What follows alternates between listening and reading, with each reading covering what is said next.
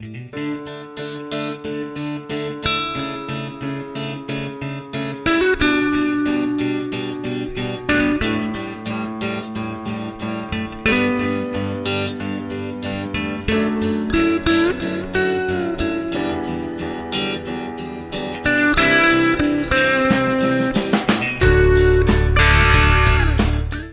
¿qué tal? Bienvenidos a Letras Hablada número 27. El día de hoy, como siempre, bueno, me acompaña mi amiga, mi co-host, mi cómplice en muchas cosas de filosofía en la red, Aranza Sánchez Romero. ¿Qué tal, Ari? ¿Cómo estás? Hola Miguel, muy bien. ¿Y tú cómo estás? Pues antes de dar así que la tertulia al inicio de Letras Habladas, oficialmente, bueno, de dar este paso a este nuevo episodio, les queremos pedir a nombre de Ari y a nombre mío, una gran disculpa, porque bueno, la semana pasada no hubo emisión, pues, en nuestro programa grabado, nuestro programa habitual de Letras Habladas, porque hay unos pequeños problemas técnicos que a la hora de hacer esta exportación de vídeo y esas cosas, pues no nos dejaba. Entonces, pues bueno, aunque Ari es, también ahorita les va a dar su versión de los hechos, pero bueno, pedirles esta disculpa porque de hecho vamos a repetir lo que dijimos, a ver qué tanto nos sale lo que volvemos a decir. Entonces, bueno, una disculpa por dejarlo solito hasta una semana más, pero bueno, esperemos esta semana regresamos con todo a la programación habitual, ¿verdad, Ari?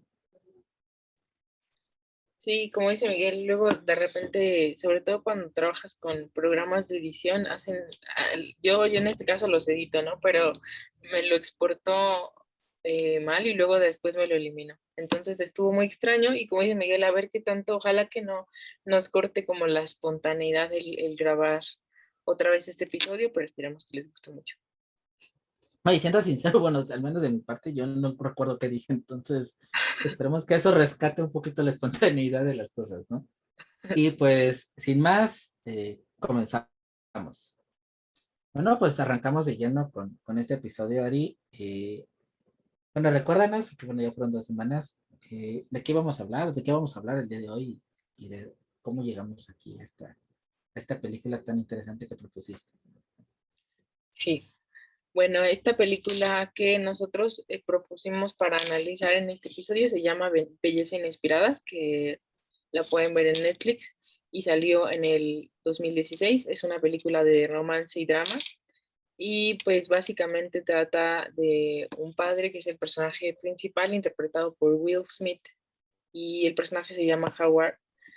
Él pierde a su hija y vemos, pues, la película está centrada, pues, obviamente en esta parte del duelo, ¿no? Pero también del duelo no solo en cómo lo vive él, sino sobre todo el cómo también termina permeando en la vida de las personas que lo rodean. Y esto se vuelve una parte fundamental en la película, ¿no? Incluso en muchas ocasiones paralelo a lo que está viviendo el personaje principal.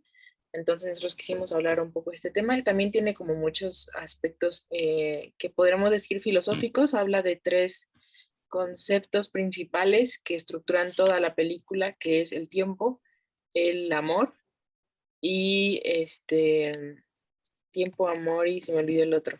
La muerte. Y la muerte, sí, tiempo, amor y muerte.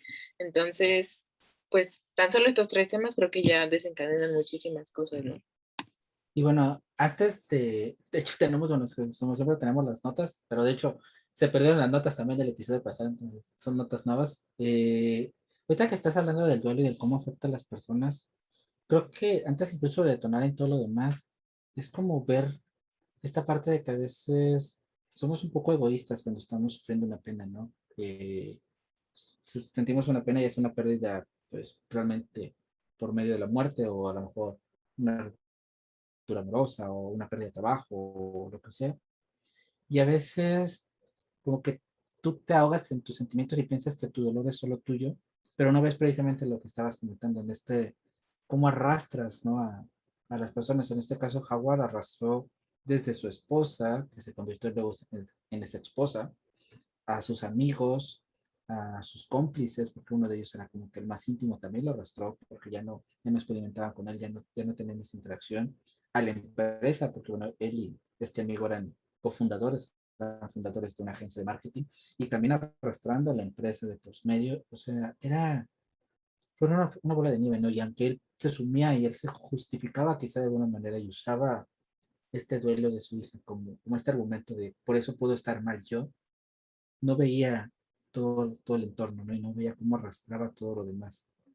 Aunque después en alguna parte llega a decir que sí se da cuenta de ciertas cosas, estaba tan sumido en su, quizá llamémosle un poco egoísmo, de estoy sufriendo yo y entonces yo puedo sufrir nada más, que me privo en mi burbuja, pero eso hace que no podamos ver a los demás y creo que, pues es verdad, ¿no? O sea, está bien, tienes dolor y tienes sufrimiento, pero también tienes que ver cómo repercutes en las otras personas, ¿no? O bueno, no sé, esta parte fuera del guión, ¿cómo lo ves ahí? Sí, pues no sé si llamarlo egoísmo, pero creo que, o sea, concuerdo en el sentido de que am, puede que conscientemente o inconscientemente, ¿no? Supiera él que estaba de alguna manera afectando tanto a la empresa en la que trabajaba y también a su esposa, ¿no? O sea, su entorno de trabajo literalmente se estaba viniendo abajo, o sea, la empresa se estaba cayendo literalmente y como dices, pues sus amigos no sabían ya qué hacer. Entonces tuvieron que recurrir a métodos desesperados, como veremos más adelante, como para hacer que eso funcionara.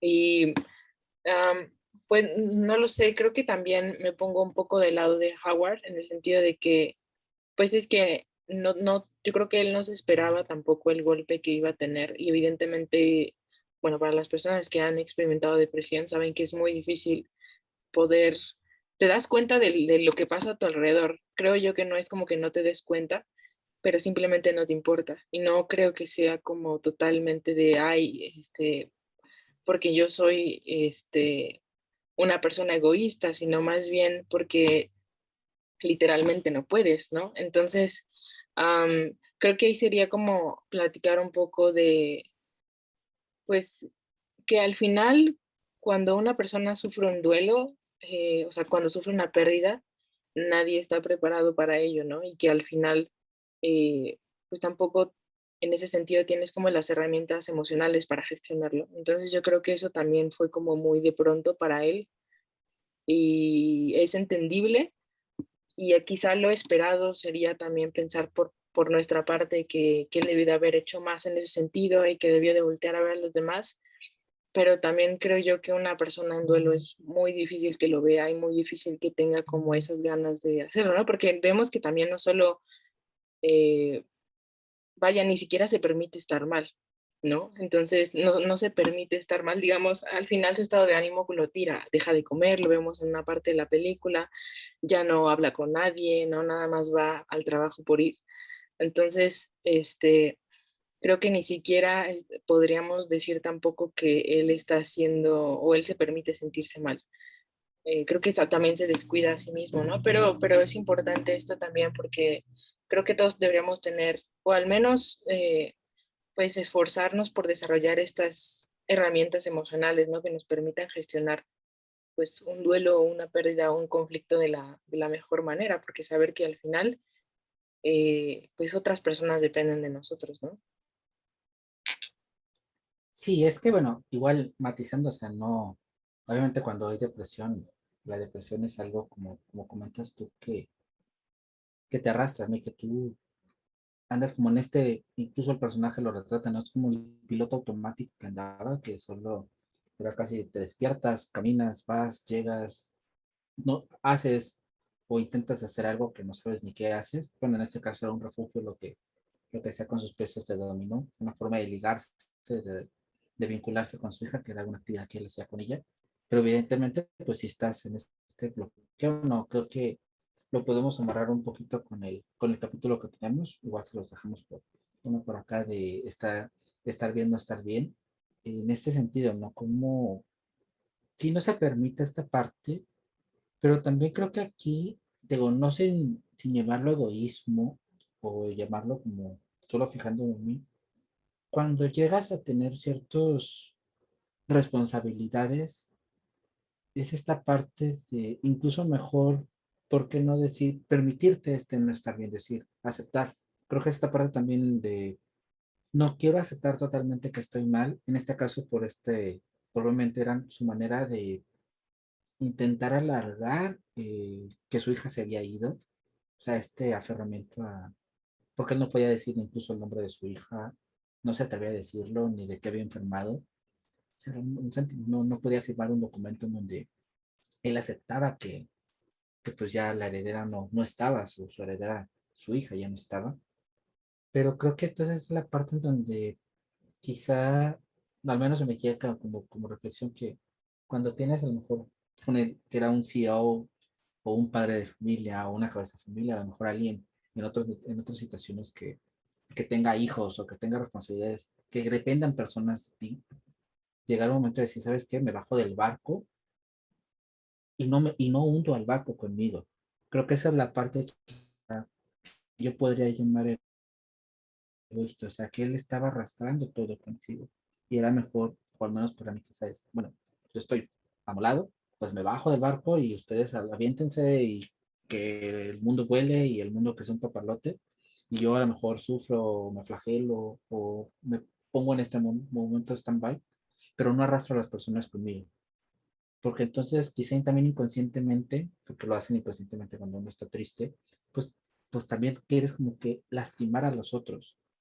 Y quizá esta sería una parte, no sé, ahí como, digo, no sé, egoísmo como tal, pero quizá esta sensación ahí un poco, porque lo vemos, ¿no? Al inicio de la película se nos hace como pues, planteamiento en donde él era una persona que influía, que demostraba, que contagiaba, que tenía, aunque tenía su cofundador, era evidentemente que la empresa descansaba en los hombros de él. De hecho, empezaron a perder muchas marcas o cuentas porque precisamente él ya no tenía trato con ellos, porque se alejaba totalmente y obviamente la empresa empezaba a caer. Entonces vemos a este personaje que es el centro neurálgico de la organización. Después no vemos cómo pasa la tragedia, pero nos plantean 2 años después y nos presentan a un Howard diferente. A un Howard donde ya está triste, en donde tiene toda esta situación. Y es quizá el ver y quizá de esa manera verlo palpable, cómo eventos te cambian y te pueden cambiar para toda la vida. O sea, obviamente él ya no iba a ser esa persona, jamás. Su matrimonio jamás iba a volver a ser el mismo. No es volver a replantear y volver a unirse y iba a suceder. O sea, evidentemente hay una ruptura. Entonces, creo que eso es importante también demostrarlo y lo plantea muy bien la película, como por más que seas el hombre más feliz del mundo, si pasa una situación muy concreta, te va a cambiar y ya no vas a volver a ser ese hombre feliz del mundo, sino vas a ser otra persona totalmente diferente por todo lo que viviste. Pero quizás sí siento que, o al menos como líder, la responsabilidad implicaría decir, bueno, no puedo aceptar, pero a veces ese aceptar no puedo te cuesta. No es ego, no sé, nos cuesta mucho a veces decir, tanto decir que no, como decir, no puedo, me excede.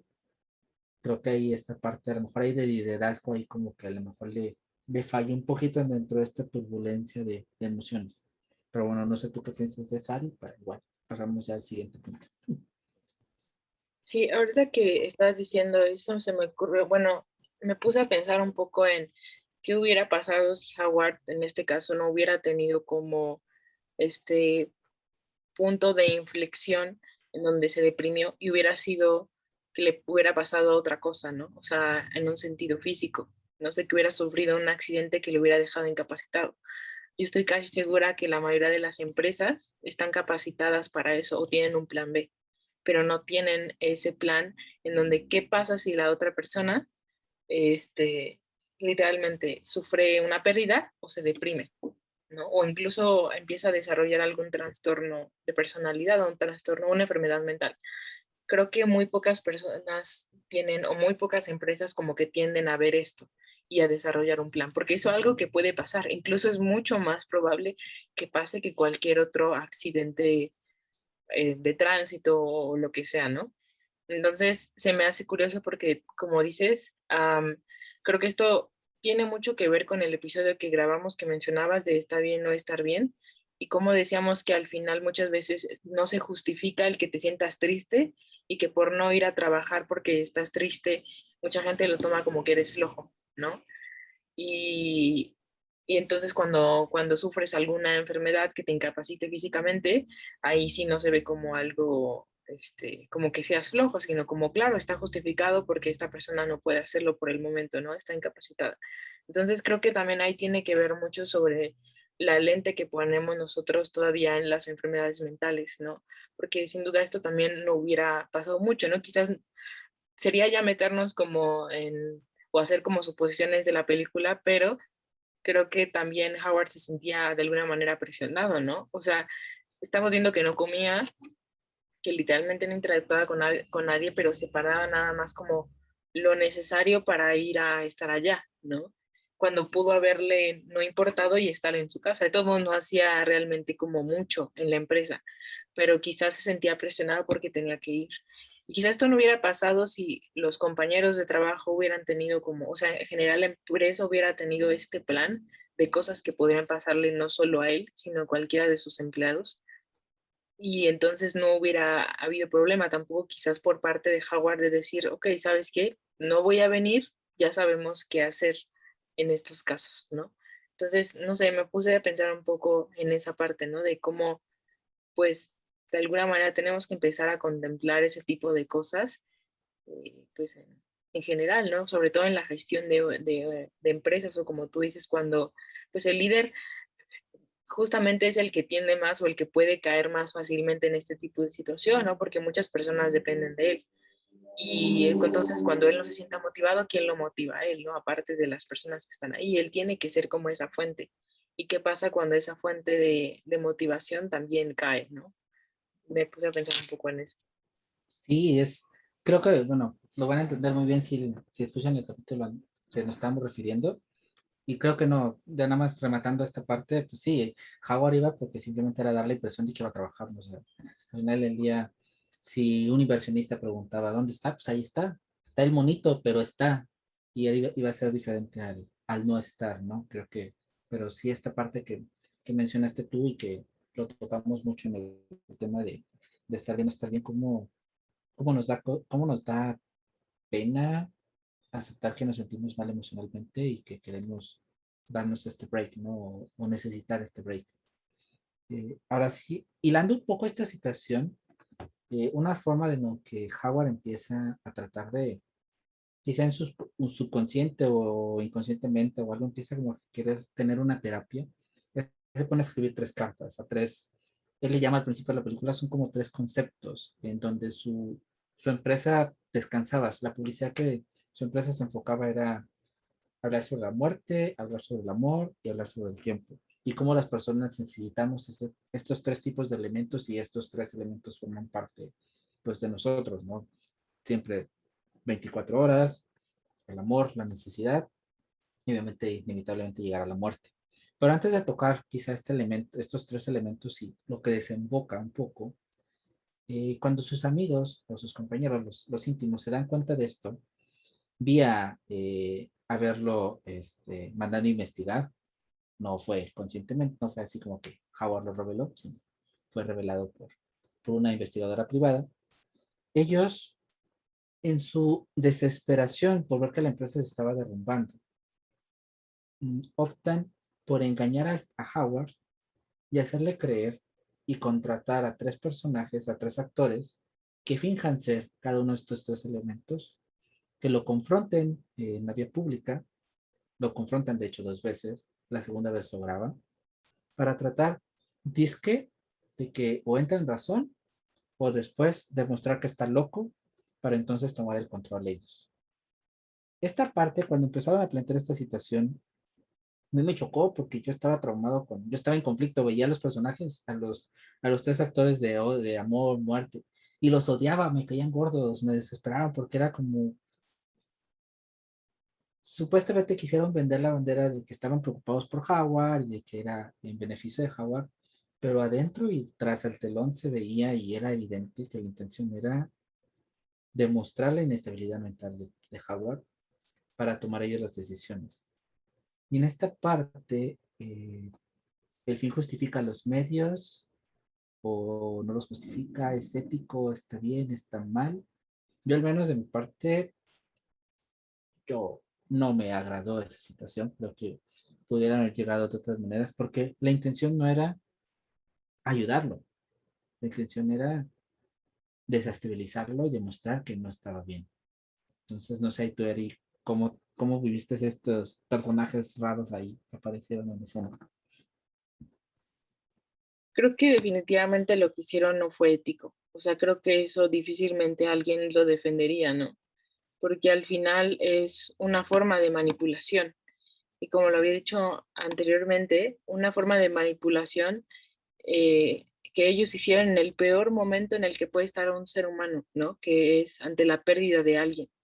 Entonces, ellos literalmente lo que hicieron fue como jugar con su dolor y ellos sabían que estaba mal. O sea, se veía en muchísimas escenas de la película en donde ellos sabían lo que estaban haciendo, incluso los actores estaban como conflictuados un poco, pero al final terminaron cediendo. eh, pero sí les causaba conflicto esta parte y ellos seguían. Y como tú dices, creo que en ningún sentido pudo haber sido justificable, sobre todo porque ellos no estaban metidos en un dilema moral de hacemos esto o no hacemos esto. Porque cuando tú tienes un dilema moral, solo hay dos opciones. O haces eso y sucede lo que tú quieres o lo que necesitas, o no lo haces. Y en ese caso no, ellos tenían muchas otras alternativas para poder llegar a ese camino, ¿no? A poder tomar control de la empresa y decir, sabes qué, Howard, sabemos que no estás bien, estás pasando por una situación de duelo, es entendible, pero pues hay que hacer algo, ¿no? Porque también depende, hay que ponernos también, o sea, digo, desde el punto de vista de ellos como parte de la empresa, pues ellos vivían de esa empresa, ¿no? Pero no solo ellos, sino también sus familias y también otras familias. Entonces es entendible su preocupación, pero quizás no sus actos. Entonces sí, creo que yo pienso que no sería, o bueno, lo que hicieron ellos no estaría justificado éticamente. No sé qué piensas tú. Pero se ve dilema moral, ¿no? Porque estaba la situación de que les quería comprar y en ese momento, no sé, les estaba en una ventana de tiempo y en esa ventana de tiempo la acción valía, pero no me hagan caso el valor porque no recuerdo, pero no sé, valía $10 y sabían que si se tardaban más tiempo, la acción se iba a devaluar, no sé, a $5. Ujú. Y esa fue la premura de hacerlo. Y precisamente también entra el dilema en esta parte, ¿no? O ayudamos, es como salvamos a uno y nos esperamos a que esté bien Howard, o salvamos a todos los demás, porque Ujú. si nos compran, pues le damos estabilidad a la empresa, le damos todo. Y no se podía hablar con Howard, o sea, Howard, hay una escena en donde comparte la escena con, valga la redundancia, comparte la escena con su amigo, con el cofundador. El cofundador le trata de plantear la situación y él simplemente le ignora, no le hace caso y llegan a donde tiene que llegar al piso y se va y camina y deja al amigo así como que, bueno, entonces, pues la opción de hablar con Howard no estaba.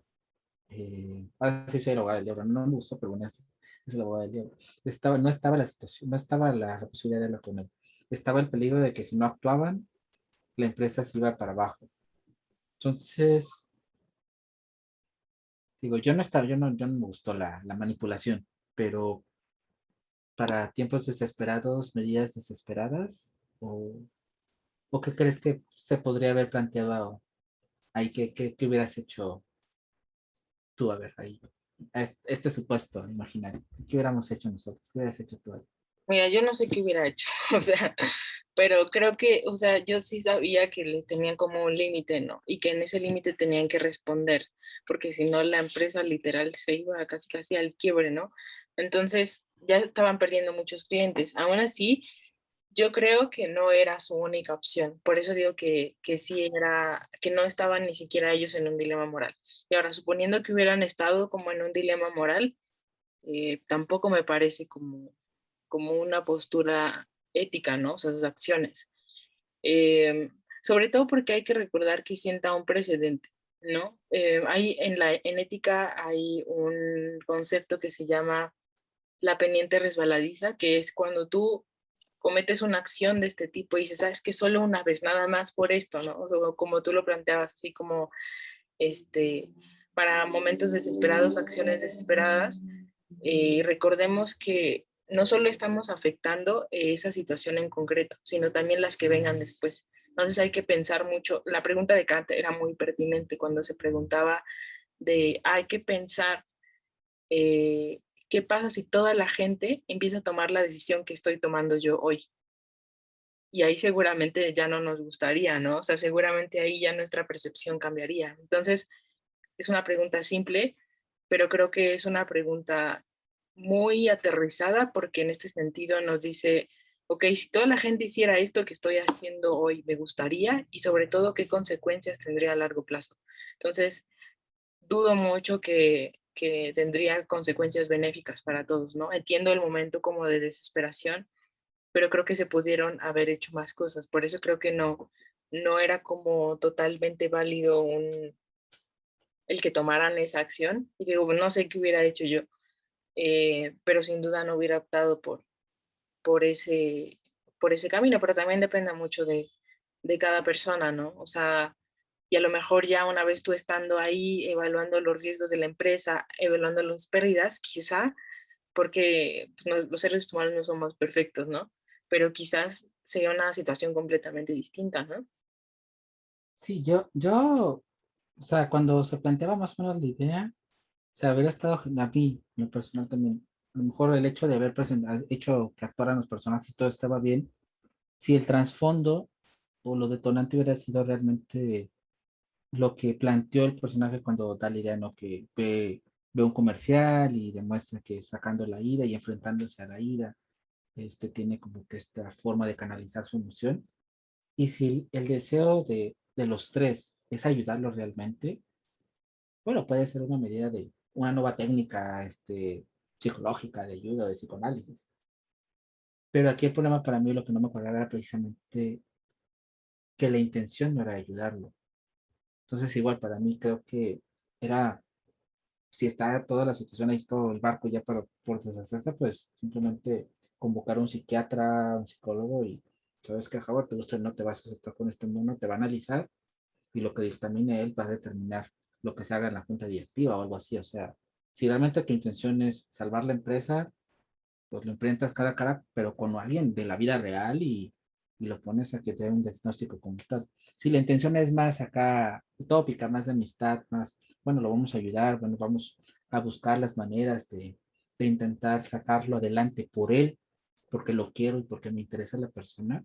Entonces, a lo mejor sí, esta medida quizá un poco extraña, pero incluso filosóficamente podría estar interesante, ¿no? Hacer una terapia diferente psicológicamente y a lo mejor ahí hacemos que Freud se rasgue las vestiduras, pero quizá hubiera sido algo, algo peculiarmente interesante. Pero creo que mucho parte de la intencionalidad de lo que tú quieres lograr con tus hechos. Partiendo de eso, ahora sí, nos vamos ya a la carnita de la trama, que es precisamente eh, contratan a tres actores para que se hagan pasar por estos conceptos: amor, tiempo y muerte. Puntualmente contratan, bueno, son una persona anciana es la muerte, muy, muy propiamente la muerte. Amor es una chica que es simpática, y el tiempo es un chico afroamericano y un chico muy acá, muy moderno, muy cool. Mm, Y la intención es de que ellos pues se enfrenten en la calle con este Howard, hagan la ilusión de que solo él lo ve, porque, bueno, contratan, incluso hay una parte en la escena de que la investigadora privada pasa y hace como que los tira loco a Howard para hacerle creer que realmente solo él ve lo que es a los actores y los confrontan, ¿no? Les empieza a cuestionar la muerte, les reclama porque no aceptó este trato que propuso él de la vida de Mía, la vida de Howard por la de mi hija, del amor, de cómo le arrebata el amor de su hija y del tiempo de que no tuvo tiempo para rescatarla, ¿no? Estos tres, como que estos tres, pues entendible, ¿no? Cuando pierdes a alguien, obviamente te enojas con esos tres conceptos, incluso con Dios, ¿no? Ya nos ponemos metafísicos. Y aquí la cuestión es, antes incluso a lo mejor andar más en ello, y lo platicábamos Ari y yo, creo que no sé si sería interesante o no, o qué tan interesante filosóficamente hablando sería enfrentarnos a platicar con estas tres ideas, con estos tres, que estos tres conceptos tan abstractos se convirtieran de repente en estos personajes como remontamos en el capítulo bueno, pasado, que de hace 2 semanas, con la muerte, ponernos a jugar, ¿no? Ajedrez, o ponernos a platicar con él, ¿Cómo sería, cómo te imaginas poder platicar con estos tres? Pues ideas. Es que me acordé ahorita mucho del episodio que grabamos de esta parte y siento que si doy yo mi perspectiva en ese momento, pues no tiene mucho sentido. Entonces voy a dar la que concluí después, ¿no? Que es un poco, pues, en primer lugar, ah, no sé, hay que hacernos la pregunta, ¿no? Si en este caso la muerte realmente nos puede decir algo de la muerte en general, el cómo entenderla, pues solo nos puede decir algo a nivel particular. Creo que esa es también una disyuntiva filosófica, la que se han preguntado durante muchísimo tiempo, ¿no? Los filósofos, que es las respuestas que encontramos van a ser a nivel particular o a nivel general. Creo que de cualquier forma podrían ser muy útiles, ¿no? Entonces, claro que si fueran generales podría ser quizás más interesante, pero hay que pensarlo, quizás serían más limitadas. Entonces, y como lo decía yo, como concluía en esa pregunta, es que yo pienso que quizás no se comunicarían con palabras, ¿no? Que quizás más bien sería como una experiencia mística, por así decirlo, una experiencia psicodélica en donde de repente se aparece el amor o la muerte frente a ti y te queda todo claro. Entonces, creo que sería como más de ese estilo. Y evidentemente pues sería una experiencia muy interesante, ¿no? Aunque pues quién sabe, qué tal que ese encuentro también te pones a pensar, le quita un poco de misterio a la vida, que creo que yo que es una parte fundamental de la vida, pero no sé qué piensas tú en ese aspecto. De lo del misterio, no sé, porque bueno, la muerte creo que igual nos podría reconfortar un poco, porque creo que es por ahí el motivo del miedo a ella, de que siempre andamos inventando o pensando o creando conceptos del qué hay después de la vida para tratar de, pues ahí se detonan las religiones, ahí se detonan muchas cosas que es, o voy a algún lugar para ir saco, o voy a ir a quemarme, o simplemente dejo de existir. Y esta, retomando un poco el capítulo también del séptimo sello, esta, esta desesperación de no saber hacia dónde voy, creo que nos podría dar un poco de paz al final del día si la muerte dijera, ¿sabes qué? Pues sí, hay un cielo, o hay un infierno, o hay una nada, o vas a reencarnar en cucaracha, no sé, o sea, quizá hasta podrías ver las cucarachas de manera diferente, no sé, o sea, creo que nos podría dar un consuelo que creo que es lo que más nos conflictúa con la muerte, porque no sé si es de la muerte es tanto el dolor, creo, de la pérdida, pero más es esta angustia por no saber hacia dónde van las cosas o las personas. Creo que es lo que más te pega, ¿no? Al final del día, si tú superas a lo mejor que se muere tu familiar y va a un lugar mejor o va a X situación y tú tuvieras esa certeza, pues quizá, pues sí lo extrañarías, pero es como una persona que se cambia de país y a lo mejor ya no lo vuelves a ver o solo le hablas por videollamada una vez al año, ¿no? O sea, creo que tendrías ese reconfortamiento de, bueno, yo sé dónde está. Entonces quizá la angustia sería menos dolorosa. La muerte en ese sentido creo que sí podría dar una respuesta más general, ¿no? ¿Sabes qué? Pues te vas a morir y vas a llegar a tal lugar. Del tiempo, ahí sí voy más contigo de esta parte que es más relativa con, haciéndole pues, los honores al buen Einstein, ¿no? Que como se son diferentes, ¿no? Y tenemos diferente percepción del tiempo. No es lo mismo cuando estamos grabando, les aseguro que los 50, 60 minutos que grabamos se nos van como agua porque nos emocionamos tanto, pero a lo mejor si nos pusiéramos a hacer una actividad media aburrida al trabajo, lo que sea, esta hora se nos hizo larguísima, ¿no? Entonces, creo que en el tiempo sí es más particular, pero al mismo tiempo también coincido, ¿no? En el tiempo creo que sí sería parte de esta experiencia, ¿no? Porque se siente, es algo que se vibra, es algo que dependiendo de lo que estás haciendo lo vas experimentando. Del amor, retomando un poco lo que creo que me acuerdo que dije en esa ocasión, eh, no se puede generalizar porque obviamente no es que haya diferentes tipos de amor, pero sientes diferente, pero al final del día sí se queda como una abstracción, ¿no? Y quizá creo que eso ayudaría incluso para las relaciones románticas, incluso las relaciones humanas, el saber qué es amor verdadero. Podría reconfortarte, pero a mí te sí creo que le quitaría lo aburrido. Porque a veces también a lo mejor lo divertido es que te rompan el corazón de vez en cuando y descubrir que que eso que sentías por X o Y persona, pues no era realmente lo que pensabas, ¿no? Creo que ahí sí le quitaría la emoción, así, ok, híjole, ya sé y puede encontrarme a alguien, entonces tengo este checklist y si los cumplo, entonces es amor verdadero y si no los cumplo, pues qué aburrición y no me enfrasco en ello, pierdo la aventura en lo que es romántico y en lo que es en las relaciones fraternas, en las relaciones, pues ya de amistad. Igual, ¿no? Creo que tratar de definir es como si pudiéramos definir qué es la amistad, ¿no? Es como, pues cada quien lo vive diferente. Incluso entre amigos, no puedo decir, yo defino a mi amiga Aranza de esta manera y es así, porque entonces le quitaría la chispa, le quitaría lo divertido, es como, no te puedo reducir a un concepto tan de diccionario, sino es, Aranza es muchas cosas, tal persona es muchas cosas, o sea, creo que en sentimientos sí sería algo más complicado ponerte a enfrentarte, ¿no? Cara a cara con este concepto. Pero al mismo tiempo, quizá en el amor, en una situación de duelo, te podría reconfortar, como al final la última escena le hace a Howard, ¿no? En la escena cuando se confronta por segunda vez con el amor, que donde le dice, bueno, yo estaba cuando tu hija te decía que te amaba, pero también estoy ahora que estás lejos, que está lejos y que no está contigo. Y sigo estando presente. Entonces creo que a veces estas palabras, de estos conceptos, o sentirlo, uno sabe a veces caminando y que sientas, que recuerdes una situación, no sé, piensas en alguien especial, en tu abuelito, en tu mamá, en lo que sea. A lo mejor ves algo en la calle que te lo recuerda. Hacer ese clic, creo que lo que lograría a lo mejor es interacción con el amor, el recordarte, ¿no? A lo mejor esos momentos son cuando interactúas con el amor, cuando sales y tienes como que este déjà vu y, me acuerdo de mi mamá esto, me acuerdo de mi papá esto, me acuerdo de mi abuelo esto. Creo que eso serían esos encuentros, pero bueno, no sé ahí tú cómo ves esta situación también.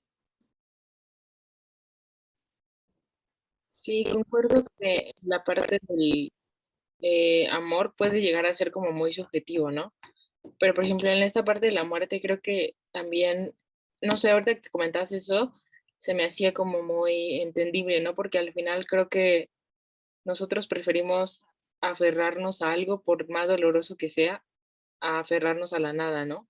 Porque una vez una vez, hace mucho tiempo me dijo mi psicólogo que algo que no podíamos soportar los seres humanos no era el dolor, eh, ni la desesperanza, o sea, eso no era lo más difícil que podíamos nosotros experimentar, sino era la incertidumbre. Y concuerdo mucho en ese aspecto, ¿no? Entonces, quizás a lo mejor, por más que la muerte nos dijera, ¿sabes qué? Después de que te mueres, literalmente no pasa nada, o sea, literalmente dejas de existir y ya no hay nada más. Creo que esa sería como la verdad más desgarradora que podríamos tener, pero creo que aún así podríamos lograr aferrarnos a ella y podríamos quizás para las personas que sufren mucha angustia respecto a ese tema, ser más tolerables su vida si saben que no va a pasar nada después de que mueren, ¿no?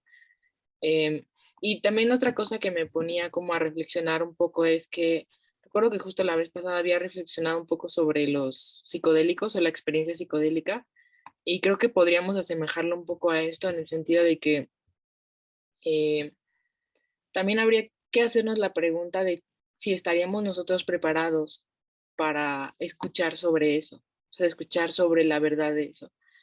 Yo pienso que, digo, respecto de la muerte, probablemente sí, algunas personas, pero respecto al amor o sobre otras cosas, creo que sería algo muy fuerte, ¿no? Y quizás, no digo de todas, pero quizás algunas personas no estarían preparadas para eso.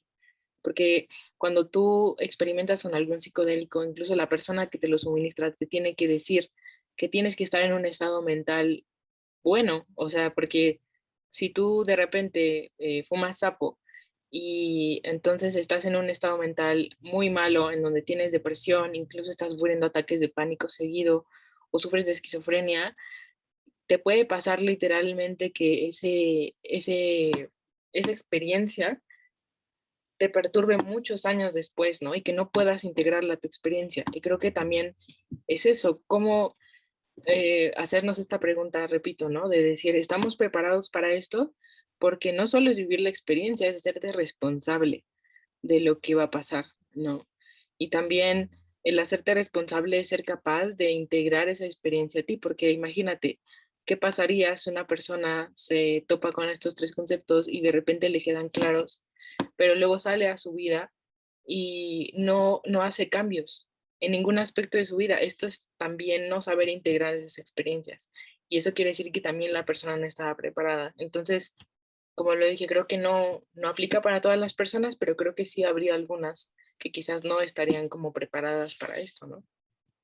Yo creo que, bueno, no sé, pero sin ser muy ambicioso, yo creo que nadie estaríamos preparados para ello. No sé, creo que son verdades muy, muy intensas, como dices, y no sé si todo lo podríamos asimilar. O sea, creo que el ser humano en lo general no lo puede hacer, porque precisamente por esta parte que es de aferrarse, de la desesperanza, y pues son cosas tan, no sé, son como que por eso nos gusta filosofar sobre ellas, porque sabemos que al final solo vamos a preguntar y no vamos a tener respuesta, ¿no? Creo que al tener una respuesta sería como pasa con Dios, ¿no? Con la idea de Dios, ¿no? El concepto de Dios es solo los místicos cuando tienen esta experiencia, pero incluso los místicos rayan un poco en estas sentimientos extraños y no es para cualquiera y creo que realmente, bueno, al menos siento que ni Kant ni Nietzsche podrían a lo mejor enfrentarse a estos conceptos y salir bien librado.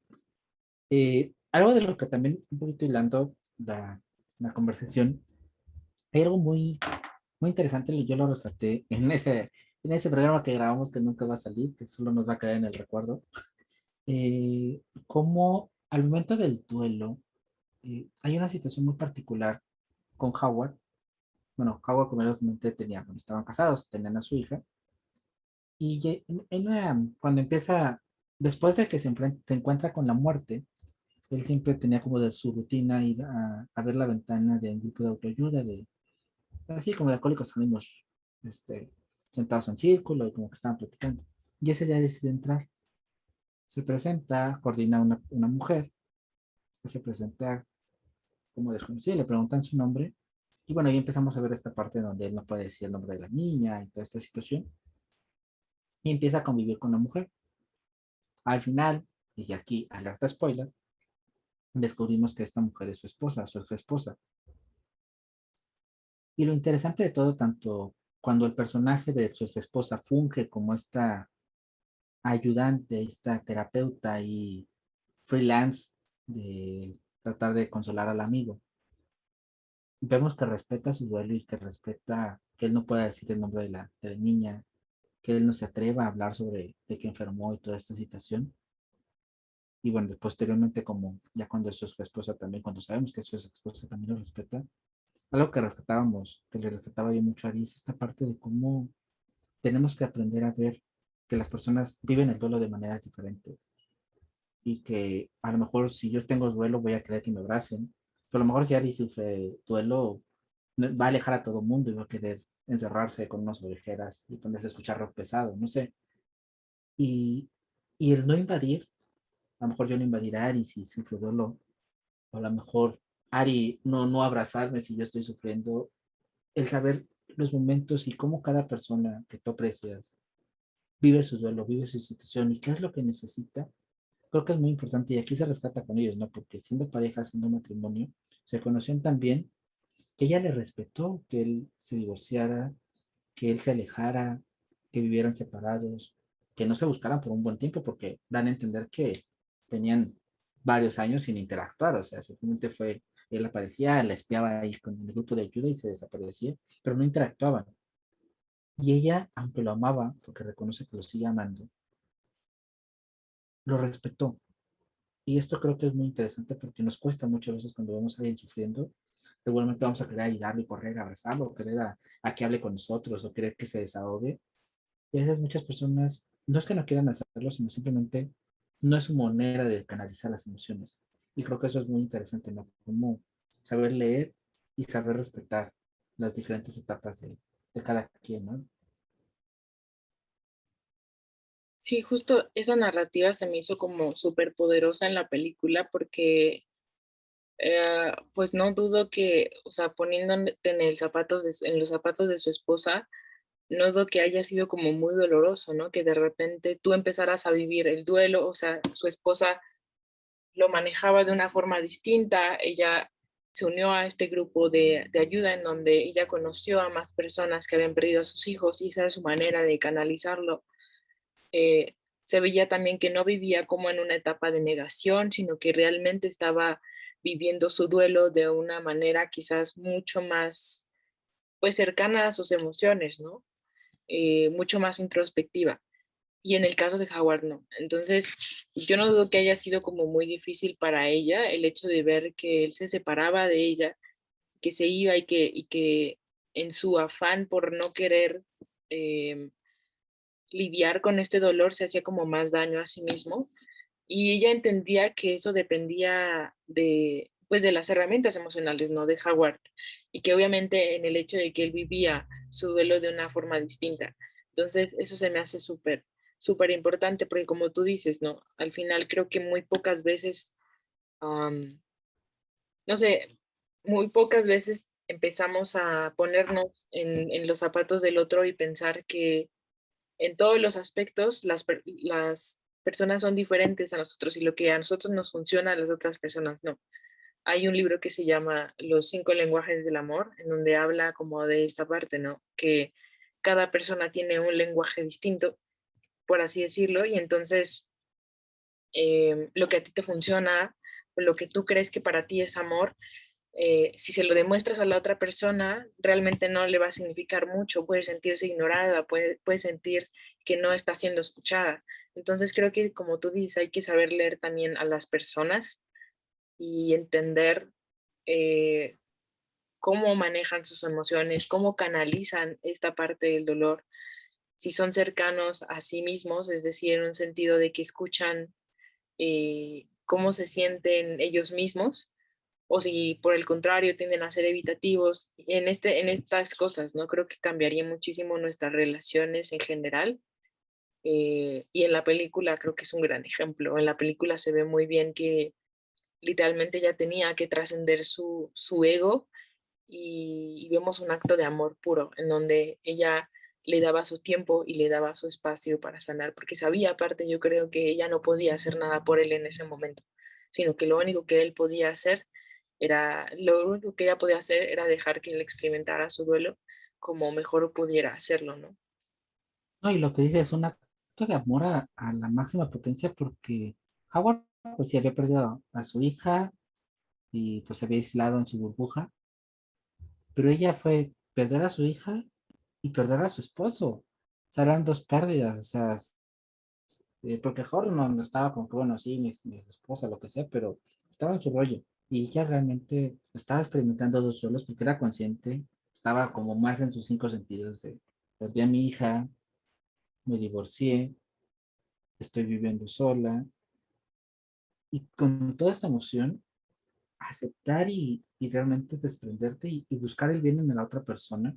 O sea, es este amor puro, ¿no? Este amor que como incluso a veces hay situaciones en donde por más que ames a alguien, también tienes que entender o debes de ver por la otra persona. Y es esta parte que tú dices, desprenderte de este ego, desprenderte de este, no es amor propio, sino en realmente amar a la persona, es buscar su bien, aún a expensas de que quizá ese bien es no estar contigo en ese momento.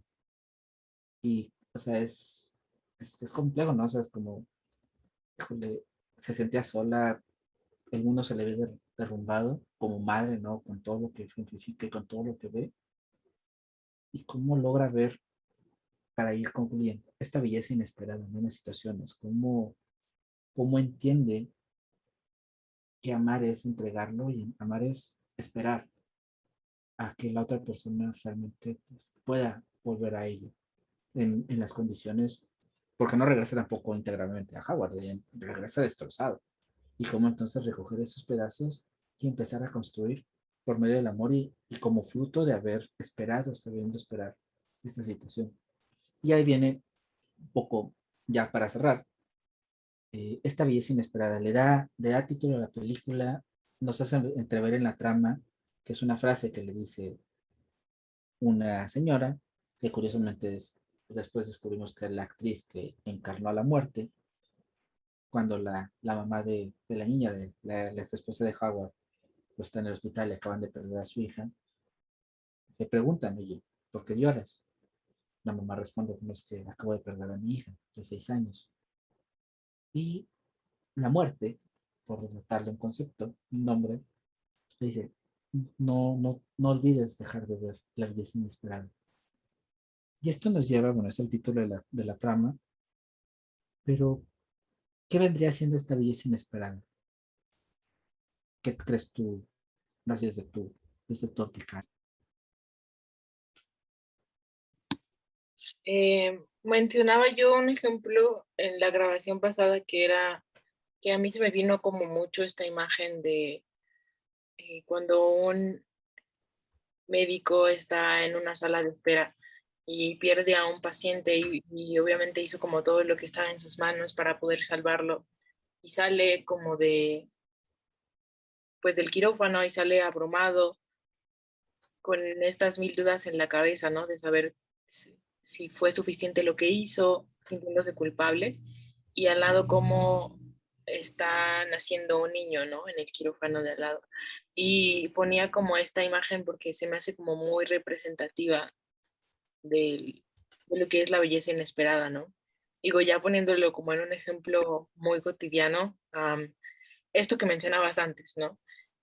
Que literalmente todos los días creo que tenemos momentos de felicidad, pero muchas veces no nos percatamos de ello. Y hay un filósofo que me gusta mucho que se llama Martín Buber, que habla de esto y que dice que son esos pequeños momentos en donde que ni siquiera nos percatamos a lo largo del día, que nos sacan como una sonrisa o que por mucho que estemos agobiados o tristes, al lado de nosotros está pasando algo, como por ejemplo, no sé, un hijo está con su papá y están jugando, lo que sea, y no nos damos cuenta de todas estas cosas, de esta belleza colateral, literalmente. Entonces, creo que para mí sería eso, pero no sé qué piensas tú de eso.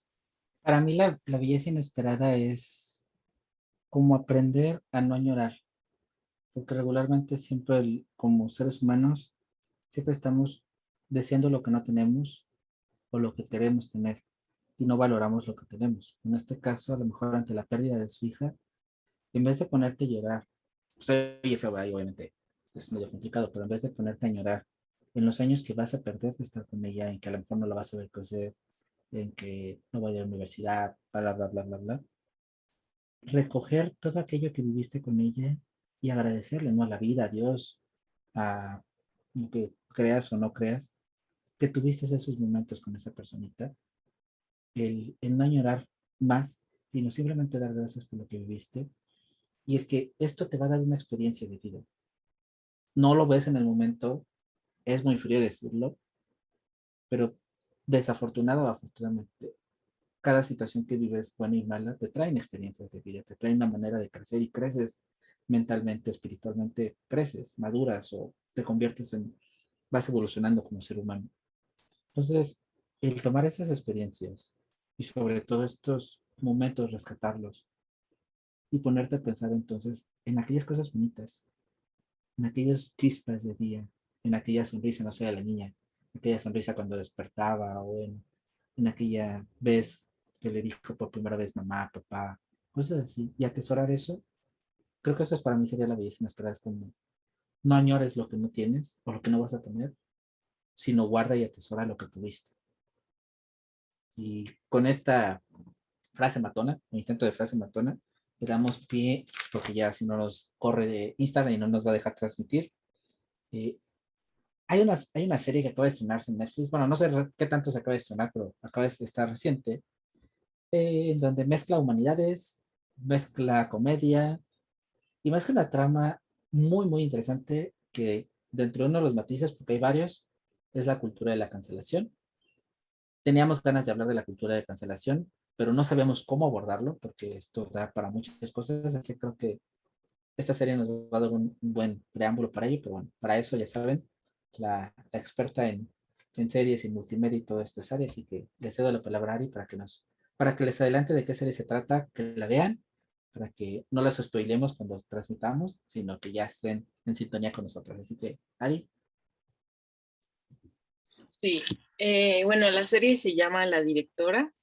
Es como una serie de comedia, pero como dice Miguel, tiene como mucho trasfondo para abogar sobre ciertos movimientos sociales y sobre todo sobre ciertas problemáticas. Entonces creo que en ese sentido está muy interesante, ¿no? Ya Miguel les adelantó como en general algunos de los temas ahí que vienen y la pueden ver en Netflix. De hecho, es una serie de Netflix que salió en este año, hace unos meses.